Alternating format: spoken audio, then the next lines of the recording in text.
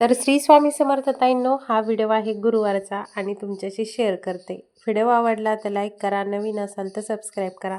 सुंदर असा फेटा महाराजांना घालून घेतला होता पिवळ्या कलरचा आणि छान अशी प्रसन्न पूजा करून घेतली होती.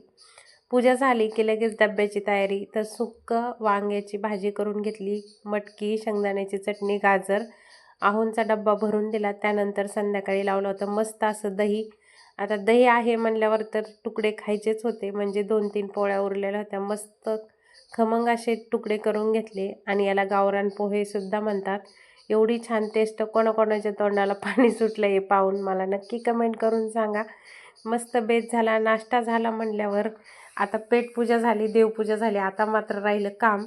तर इथं डायरेक्ट मी तुमच्याशी संध्याकाळी भेटते. तर दुकानातून आले आणि इथं पहा मस्तपैकी हा कुत्र्याचं रोजच आहे, मी दिसले की असं थोडासा लाड आले येत असते.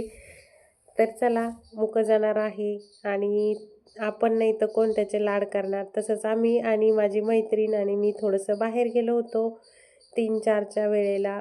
तर बाहेर का बरं गेलो होतो, तर असंच काम होतं म्हणून गेलतो.